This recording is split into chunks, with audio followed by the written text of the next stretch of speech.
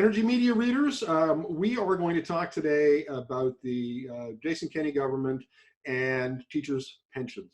And joining me today is someone who knows this issue inside and out, and that is Greg Meeker, who for 12 years was on the Alberta Teachers Pension Fund board. I think I've got that right, and chair of it for 10 years. So welcome, Greg. Thank you. Thank you for having me. So readers, before I get into talking to Greg, I want to just set the what we're trying to do here. And we're going to identify a number of dots or a number of points, and we're going to try to connect those points. But this is a hypothesis. So here it is. In the oil and gas sector, the juniors and the mid-caps are in big financial trouble.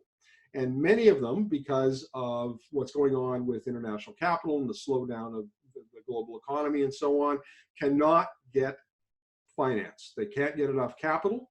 And so that's on the one hand, and those are big supporters of the UCP and the Kenney government.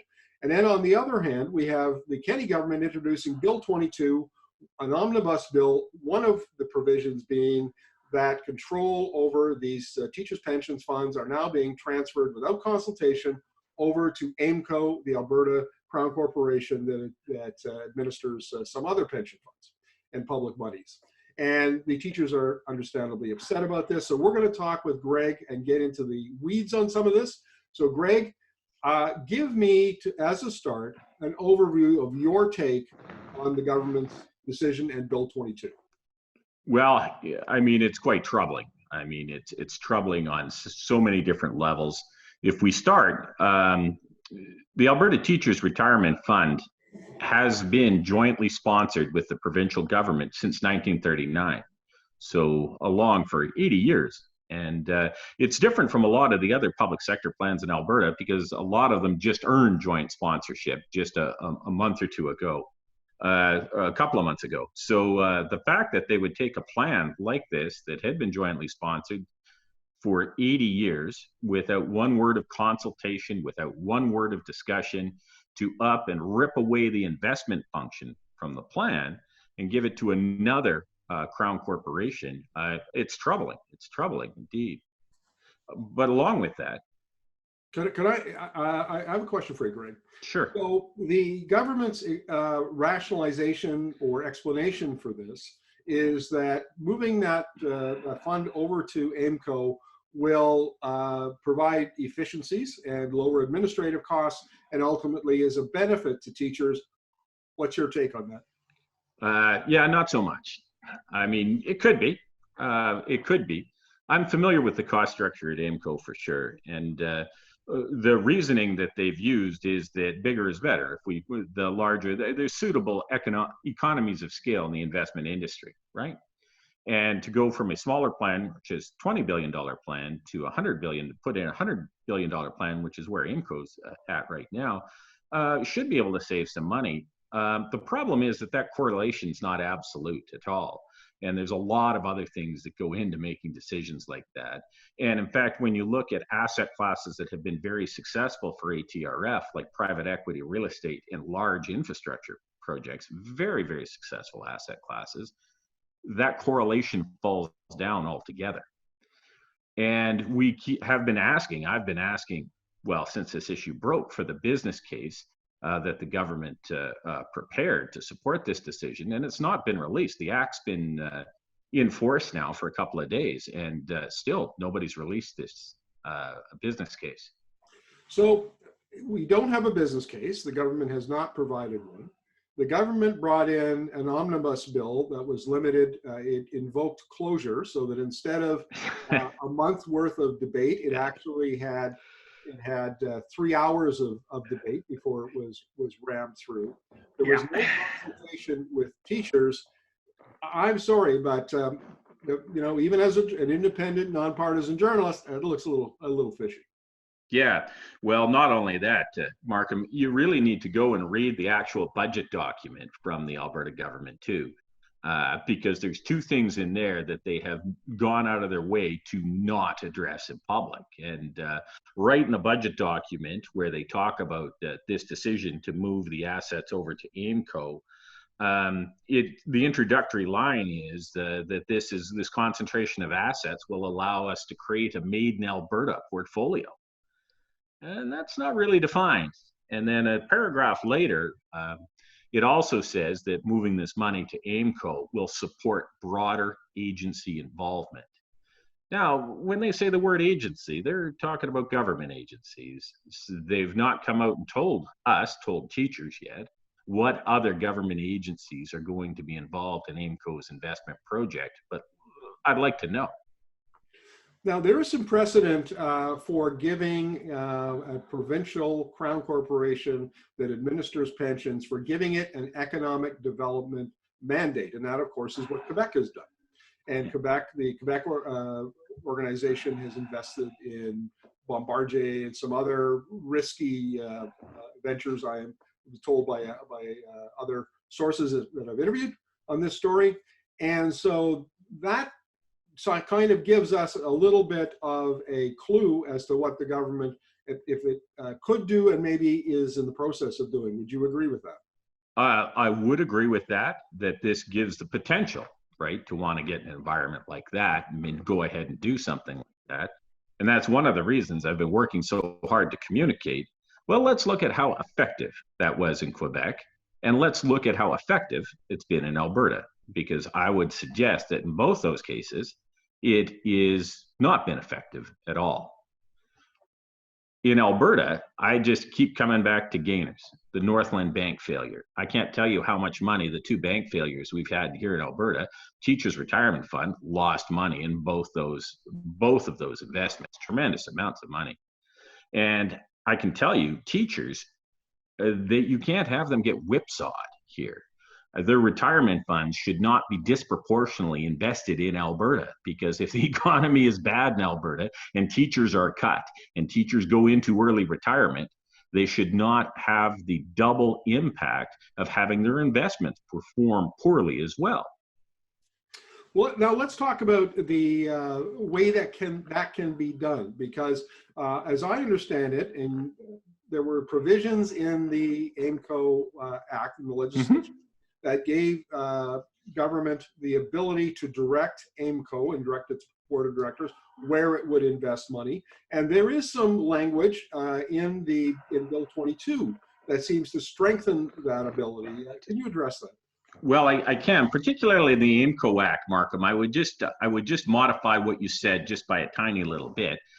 Go ahead and read the AIMCO Act. The act that establishes AIMCO gives the ability to deliver directives to the Treasury Board. The Treasury Board can issue directives to AIMCO and the AIMCO Board. And not only that, there's a clause in there that relieves the AIMCO Board of its fiduciary duty with any of these directives and gives them the instruction that these directives have to be implemented immediately. Now, Mark, I'm just going to say that this doesn't even come to investment decisions. Could be anything. These directives could be on personnel, it could be on processes, it could be on location of head office, but it also could be on supporting an investment in this, supporting an investment in that. Again, the Minister of Finance here has come out and say, we have no interest in micromanaging AIMCO. He said that, I think, 2 or 3 times, but I've got to say, there's a real concern over changing the legal structure of the retirement fund into a situation where directives could be issued.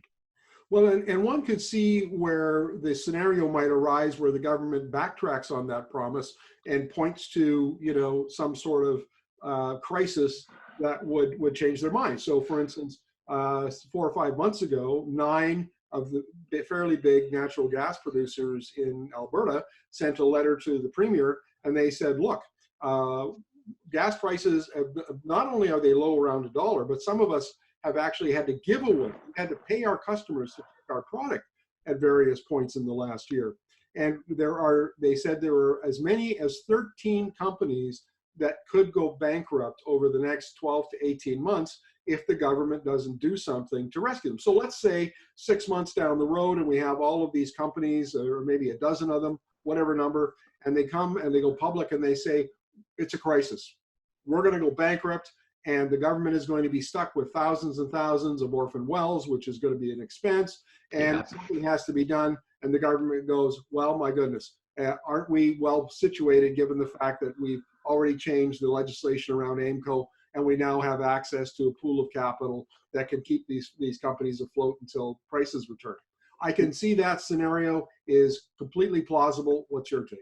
Well, it could be plausible, because then the next step is, well, look at these once large names in the industry, and aren't they great investments now, right?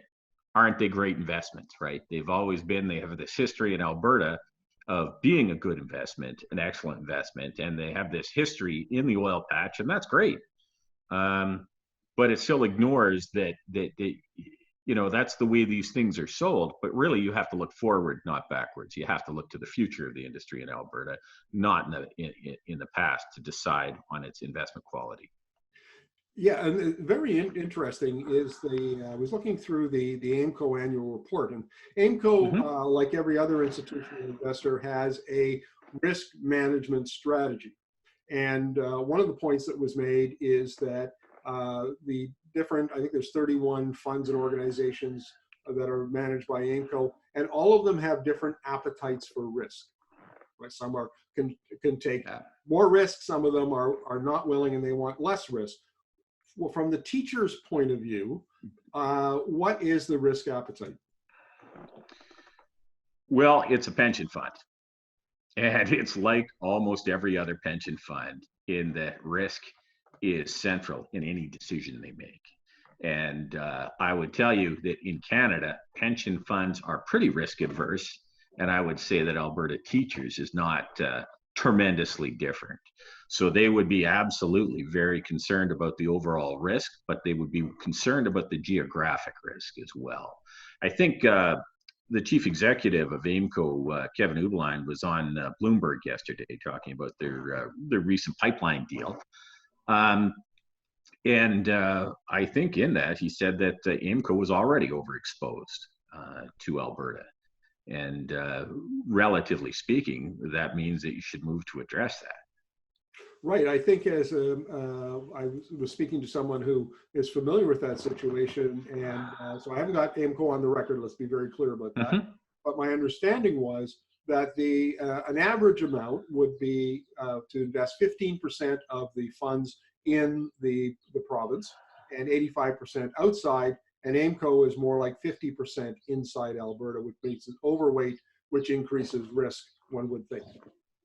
Yeah, it would. And again, I'm not sure what percentage they're at. Just I had the stuff in his piece on Bloomberg.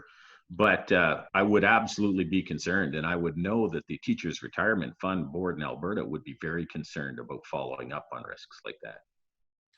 Greg, we've covered a lot of ground, and I really appreciate this. Any final thoughts? There's more to be told in this story.